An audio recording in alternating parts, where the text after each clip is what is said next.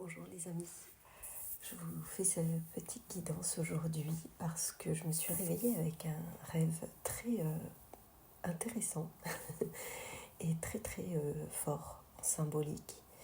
Et lorsque j'ai allumé mon téléphone, j'ai trouvé un message de ma mère qui me disait qu'aujourd'hui c'était l'Annonciation. Ce qui m'a un peu surpris parce que c'est pas vraiment son genre m'envoyer ce genre de message. Et donc, j'ai senti au fond de moi qu'il y avait un lien entre ce rêve et cette journée. Et donc, j'ai décidé de creuser un petit peu. Et donc, voici le message que j'en ai tiré et que je vous partage parce que c'est quelque chose qui est vraiment collectif et pas vraiment que personnel. Voilà, donc aujourd'hui, on est le 25 mars, c'est l'Annonciation. C'est une fête profondément symbolique, à la fois spirituelle, cosmique et intérieure. Dans la tradition chrétienne, l'Annonciation commémore le moment où l'ange Gabriel annonce à Marie qu'elle va enfanter le Christ par l'action divine. Alors bien sûr, c'est une symbolique qui est très profonde. Au-delà du récit religieux, l'Annonciation, elle nous parle d'un mouvement universel. Elle est proche de l'équinoxe de printemps. C'est un moment d'équilibre et de renouveau dans la nature. C'est comme si le ciel et la terre disaient « quelque chose de nouveau peut naître ».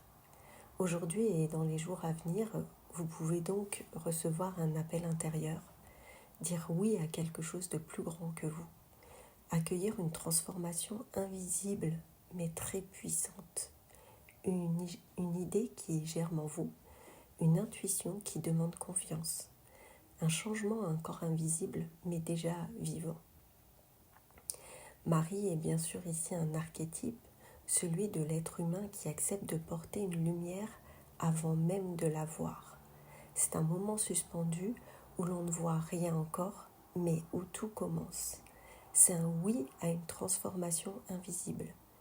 C'est également voir clairement la réalité, accepter le passé et surtout, se choisir soi. Donc même si ça serre encore un peu le cœur, dites-vous, je reconnais la valeur de ce que j'ai vécu, parce que c'est sain d'accepter et de pardonner à l'intérieur de vous. Le passé, ce n'est pas une perte, ce n'est pas effacer quelque chose qui a existé, c'est un seuil. On ferme une porte, parfois avec émotion, mais l'âme ne ferme jamais, sans ouvrir autre chose. Alors ce qui émerge maintenant, c'est une souveraineté par le fait de ne plus être défini par le passé, par ses émotions, ses événements, les traumas, les schémas, peu importe. Avant, même très subtilement, une partie de vous pouvait encore être reliée à qu'est-ce que je représente dans cette histoire, dans cet événement, etc. Maintenant, quelque chose bascule vers qu'est-ce que moi je ressens, qu'est-ce que moi je veux, qu'est-ce que je mérite. C'est un retournement immense, parce que c'est un amour envers vous qui ne mendie pas l'amour d'autrui. Votre espace intérieur est libre et encore vide. Et c'est là que ça peut faire un petit peu peur. Parce que quand on ferme cette porte, il reste du silence, de la place et surtout quelque chose d'inconnu. Et l'ego, il n'aime pas ce qui est inconnu. Mais ce vide n'est pas un manque, justement. Il faut prendre conscience que c'est un champ de création.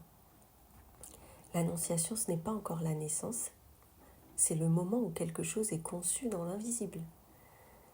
Donc ce que vous ressentez là, maintenant ou dans les jours à venir, ça va être une certaine lucidité et surtout une fermeture douce mais ferme du passé.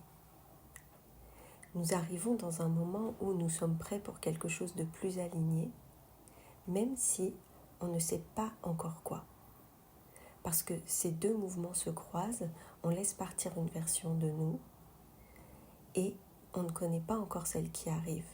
C'est un passage et notre corps le vit vraiment.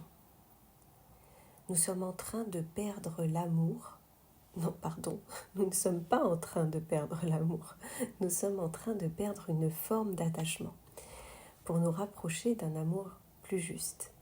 C'est un moment qui peut être délicat, mais aussi qui sera le plus fertile. Pour vous accompagner dans ces jours à venir et vous libérer d'événements du passé dont le deuil, par exemple, n'aurait pas été fait ou accepté, je vous propose dans une vidéo qui suit un exercice de Michael Dawson, d'après le livre Findor du Pardon, dont je vous partagerai bientôt l'essence. J'ai également été inspirée pour prendre 2 cartes que vous pouvez visualiser, 2 cartes de guidance. Et j'ai vraiment souri en les voyant, parce qu'elles sont en accord total avec l'exercice et la conscience du jour. Je vous en partage l'essentiel du message. Donc la première carte vient de l'oracle de l'amour universel et elle correspond au corps physique.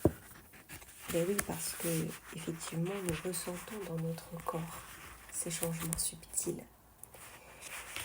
Donc le message, l'essence de ce message, c'est les pensées, les émotions et les attitudes négatives sont souvent les racines de nombreuses maladies.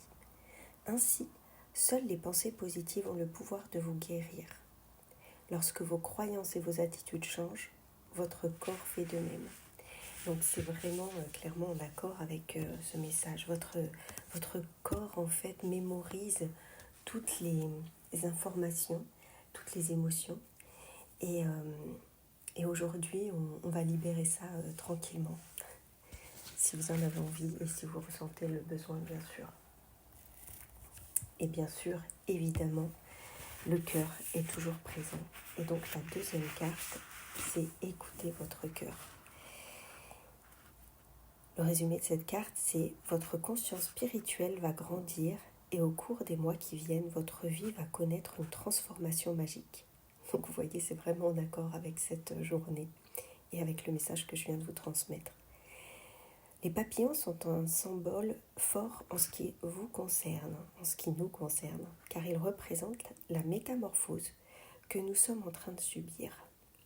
À partir de maintenant, à chaque fois que vous verrez des papillons, notez-le bien. Cela voudra dire que vous serez sur la bonne voie. Voilà les petits messages qui étaient vraiment assez pertinents et il fallait que je vous les partage. Je vous souhaite une très bonne journée et surtout une très belle annonciation pour les jours à venir. Et j'espère que ce petit exercice que je vous partage vous plaira. À bientôt.